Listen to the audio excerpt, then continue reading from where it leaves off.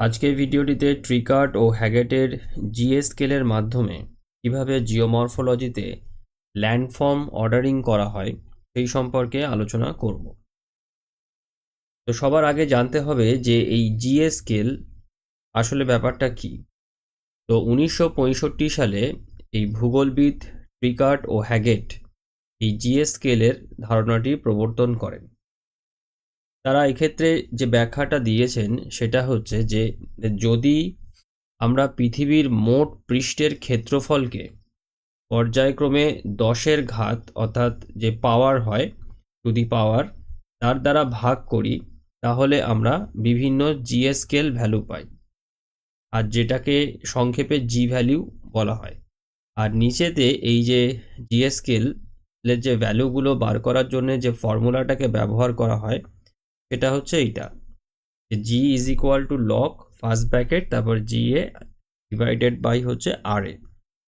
এবারে এখানেতে জিএ বলতে যেটা বোঝাচ্ছে, জি বলতে তো আমরা জানি যে জিএ স্কেলের ভ্যালু, আর জিএ বলতে যেটা বোঝাচ্ছে যে G A is the earth total surface area, আর আর এ হচ্ছে মানে R A is the area being considered. তো এই ফর্মুলাকে ব্যবহার করে আমরা জিএ স্কেলের ভ্যালুগুলোকে পাই এবং তার মাধ্যমেতে এই ট্রাইকার্ট ও হ্যাগার্টের যে জিএ স্কেলটি আছে তার মাধ্যমেতে আমরা ল্যান্ডফর্মকে অর্ডারিং করে থাকি। তো এবারেতে এই ল্যান্ডফর্ম অর্ডারিংয়ের ক্ষেত্রে এই ট্রিকার্ট ও হ্যাগেট মূলত এই 8টা অর্ডার মানে 8টি অর্ডার বা ক্রমেতে বিভক্ত করেছেন।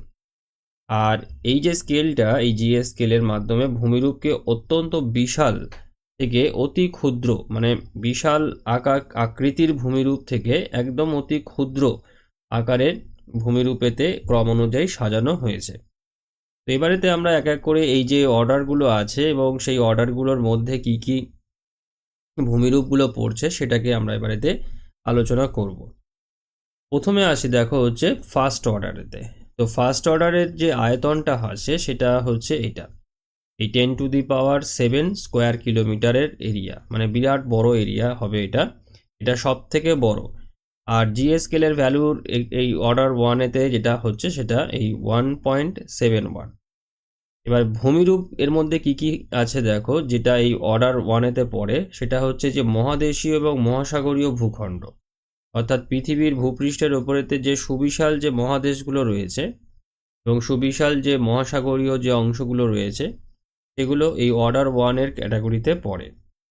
আর এই ধরনের যে ভূমিরূপগুলো আছে এই ভূমিরূপগুলো মূলত এই পাত সংস্থান বা প্লেট টেকটনিকের ফলেতেই সৃষ্টি হয়ে থাকে। এবারেতে আসবো হচ্ছে অর্ডার 2। তো অর্ডার 2-র যে আয়তন সেটা অর্ডার 1-এর থেকে কম হবে, মানে অর্ডার 1-এতে সব থেকে বড় এবং সেইভাবে আস্তে আস্তে কমতে কমতে অর্ডার 8 পর্যন্ত গিয়েছে। তো অর্ডার 2-তে যে আয়তনটা সেটা হচ্ছে 10⁶ স্কোয়ার কিলোমিটার, আর জিএ স্কেল ভ্যালু হচ্ছে 2.71। আর এখানেতে যে ভূমিরূপগুলো পড়ে সেটা হচ্ছে এই হিমালয় বা আন্দ্রিজ, মানে সুবিশাল যে ভঙ্গিল পার্বত্য অঞ্চল সেইগুলো পড়ছে, বিশাল সমভূমি বা শিল্ড অঞ্চল যেগুলো রয়েছে সেই অঞ্চলগুলো এই অর্ডার 2-র মধ্যে পড়ছে। আর মূলত এই ধরনের যে ভূমিরূপগুলো সেগুলো এই অন্তর্জাত প্রক্রিয়া বা এন্ডোজেনেটিক প্রসেসের মাধ্যমেতে তৈরি হয়ে থাকে। এবারেতে অর্ডার 3। অর্ডার 3-র যে আয়তন, এই ভূমিরূপগুলোর আয়তন এই 10⁴ স্কোয়ার কিলোমিটার এবং জিএ স্কেলের ভ্যালু হচ্ছে 4.71। আর এই ভূমিরূপগুলোর মধ্যে এই মালভূমি অঞ্চল, বৃহৎ নদী অববাহিকা যেমন গঙ্গা বা আমাজনের মতন বিরাট নদী অববাহিকা অঞ্চল পড়ে থাকে। আর এখানেতে মূলত জলবায়ু এবং ভূগাঠনিক প্রক্রিয়ার উভয়েরই প্রভাব এখানেতে দেখতে পাওয়া যায় এই ভূমিরূপগুলো সৃষ্টির ক্ষেত্রে। এবারেতে আসবো হচ্ছে অর্ডার 4। তো অর্ডার 4-এর যে আয়তন সেটা হচ্ছে 10⁻² স্কোয়ার কিলোমিটার। তো এবারেতে দেখো এইখানেতে এই জিএ স্কেলের ভ্যালু হচ্ছে 6.71। আর এখানেতে যে সমস্ত বড় বড় যে পাহাড় বা হিলি এরিয়া যেগুলো রয়েছে সেগুলো পড়ছে, আর নদী উপত্যকার মতন অঞ্চলগুলো এই অর্ডার 4-এর মধ্যে পড়ে। আর এখানে এই ভূমিরূপগুলো মূলত হচ্ছে এই বহির্জাত প্রক্রিয়া বা এক্সোজেনেটিক প্রসেস, যেমন এই ক্ষয় কাজের মাধ্যমেতে তৈরি হয়ে থাকে। এরপরেতে আসবো হচ্ছে অর্ডার 5। তো অর্ডার 5-এর আয়তন হচ্ছে এই 10 স্কোয়ার কিলোমিটার, আর জিএস স্কেলের ভ্যালু হচ্ছে 7.71। আর এখানেতে ভূমিরূপগুলোর মধ্যে জলপ্রপাত, ছোট নদী, উপত্যকা বা বালিয়াড়ির মতন ভূমিরূপগুলো এর মধ্যে পড়ে। আর এই ধরনের যে ভূমিরূপ যেগুলো রয়েছে এগুলো স্থানীয় আবহাওয়া এবং ক্ষয়কারী শক্তির প্রভাবেতে তৈরি হয়ে থাকে। এরপরেতে আসবো হচ্ছে অর্ডার 6। অর্ডার 6-এর যে আয়তন সেটা হচ্ছে এই 10⁻² স্কোয়ার কিলোমিটার, আর জিএস স্কেলের ভ্যালু হচ্ছে 9.71। আর এই ধরনের ভূমিরূপের মধ্যে মূলত এই পলল, ব্যাজনী বা পাহাড়ি ঢালের মতন অংশগুলো পড়ে। আর এখানেতে মূলত হচ্ছে এই মৃত্তিকার ক্ষয় এবং স্থানীয় যে জমাটবদ্ধ হওয়ার যে প্রক্রিয়া বা স্থানীয়ভাবে যে সঞ্চয়নের যে প্রক্রিয়া, তার মাধ্যমে এই ধরনের যে ভূমিরূপ বা অর্ডার 4-এর যে ভূমিরূপ যেগুলো সেগুলো তৈরি হয়ে থাকে। অর্ডার 6-এর তো এবারেতে দেখো যেটা রয়েছে পরেরটা হচ্ছে অর্ডার 7। তো অর্ডার 7-এর যে আয়তন যেটা রয়েছে সেটা হচ্ছে 10⁻⁻6 স্কোয়ার কিলোমিটার, আর জিএস স্কেলের ভ্যালু হচ্ছে 13.71। আর এখানেতে দেখো ওই ছোট কোনো ক্যানিয়ন বা নদীর একটা বাঁক, মানে বাঁকের নির্দিষ্ট অংশ মতন এরকম ছোট অংশ দেখতে পাওয়া যায় এই ভূমিরূপের মধ্যে। এবার সবশেষে আসবো হচ্ছে অর্ডার 8। তো অর্ডার 8-এর যে আয়তন যেটা রয়েছে সেটা হচ্ছে 10⁻⁻8 স্কোয়ার কিলোমিটার, আর জিএস স্কেলের ভ্যালু হচ্ছে 15.71। তো এক্ষেত্রে দেখো যে ভূমিরূপগুলো সেগুলো হচ্ছে শিলার গায়ে খাঁজ বা ছোট গর্ত বা যে পট হলস বা ফাটলের মতন যে ভূমিরূপ যেগুলো সেইগুলো এর মধ্যে পড়ে। তো এই হচ্ছে 8টা ক্রমের ব্যাখ্যা। এবার দেখো এখানেতে একটা টেবিল আমি করে দিয়েছি, যেখানেতে তোমরা এই 8টা ক্রমকে তোমরা দেখতে পাবে, এবং সেই 8টা ক্রমের যে এরিয়া যেগুলো রয়েছে সেই এরিয়াগুলো রয়েছে, এবং জিএ স্কেলের ভ্যালু কত আছে সেটাও। আর একটা করে ভূমিরূপের আমি উদাহরণও এখানেতে দিয়ে দিয়েছি, যাতে তোমরা বুঝতে পারো যে কোন অর্ডারেতে যে যে ভূমিরূপগুলো পড়ছে সেগুলোর আকার বা আয়তনটা কতটা বড়। এবারে এখানে একটা বিষয় লক্ষ্য করার মতন আছে, দেখো যে ফার্স্ট অর্ডারের যে ভূমিরূপ যেটা সেগুলো হচ্ছে সব থেকে বড়। এবার সেইভাবে দেখতে গেলে ফার্স্ট অর্ডারের ভূমির যে আয়তনটা আছে সেটাও সব থেকে বেশি। সেইভাবে আস্তে আস্তে 8 পর্যন্ত আয়তন আস্তে আস্তে কমতে থাকে। কিন্তু আমরা যদি জিএস স্কেলের ভ্যালু যদি দেখি তাহলে এটার সম্পূর্ণ বিপরীতভাবে এটা রয়েছে, অর্থাৎ ফার্স্ট অর্ডারের জিএস স্কেলের ভ্যালু সব থেকে কম, আর 8 যে অর্ডার যেটা রয়েছে তার জিএস স্কেলের ভ্যালু হচ্ছে সব থেকে বেশি। তো এটা কিন্তু সম্পূর্ণ বিপরীত, মানে এরিয়ার বিপরীত সম্পূর্ণ হচ্ছে, মানে ফার্স্ট অর্ডারের এরিয়া বেশি হবে কিন্তু জিএস স্কেলের ভ্যালুটা কম হবে। তো সেইভাবে মানে জিএস স্কেলের ভ্যালু যত বেশি হবে তত সেই যে ভূমিরূপ যেটা রয়েছে বা সেই যে অর্ডার মানে যে ভূমিরূপগুলো তার যে আয়তনটা আছে সেটা কম হবে। তো এটা মনে রাখবে। এরপরেতে দেখো সব শেষেতে এই জিএস স্কেলের ইম্পর্টেন্স কি আছে।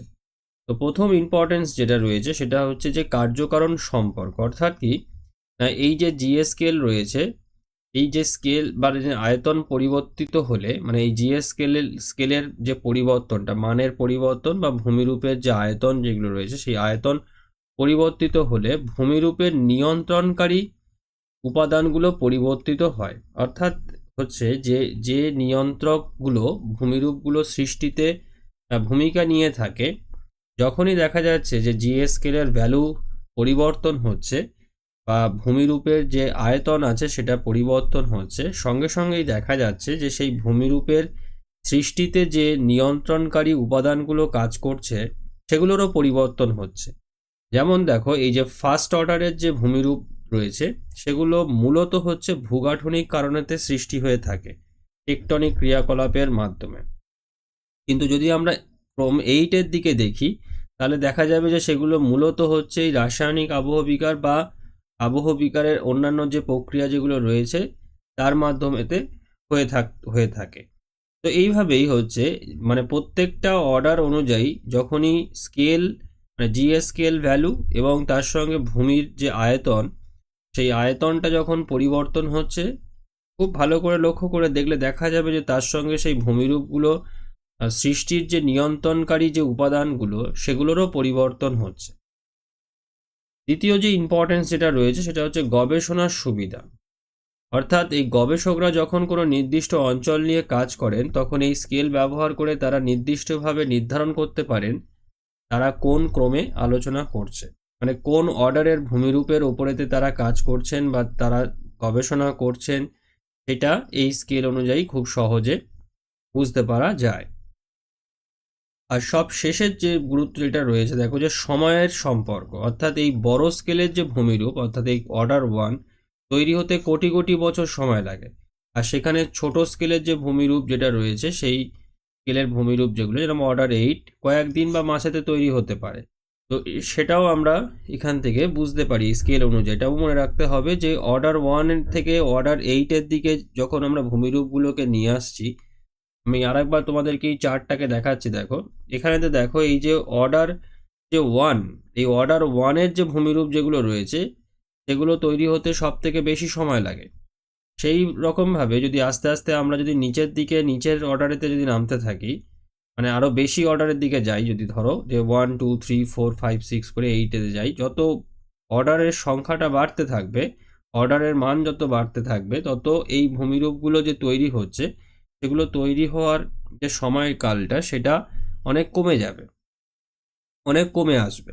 তো যেটার কারণে এইটা বলা হয় যে এই যে সময়ের যে ব্যাপারটা, যে সময়ের যে সম্পর্ক, অর্থাৎ এই ফার্স্ট অর্ডারের যে ভূমিরূপগুলো আছে এগুলো তৈরি হতে বেশি সময় লাগে, তার থেকে আরেকটু কম সময় সেকেন্ড অর্ডারেতে লাগবে, থার্ড অর্ডারে তার থেকে আরেকটু কম লাগবে। তো এইভাবে আস্তে আস্তে যখন অর্ডার 8-এ পৌঁছানো হবে তখন সেই ভূমিরূপগুলো তৈরি হতে খুব অল্প সময় লাগবে। তো এই তিনটে গুরুত্বপূর্ণ ইম্পর্টেন্স আছে এই জিএস স্কেলের মধ্যে। তো আজকে ভিডিওটির মাধ্যমেতে আমি এই জিএস স্কেল অর্থাৎ ট্রাইকার্ট ও হ্যাগার্টের যে জিএস স্কেল যার মাধ্যমে জিওমরফোলজিতে ল্যান্ডফর্মের অর্ডারিংটা করা হয় সেটা সম্পর্কে একটা প্রাথমিক ধারণা তোমাদেরকে দেওয়ার চেষ্টা করলাম। আশা করি এটার মাধ্যমেতে তোমরা এই জিএস স্কেল বিষয়টা কি এবং কিভাবে এটাকে ব্যবহার করা হয় বা অর্ডারিংটা কিভাবে করা হয় সেটা তোমরা বুঝতে পেরেছো। তো আজকের ভিডিওটি আমি এখানেতেই শেষ করলাম। সবাই ভালো থেকো। Thank you.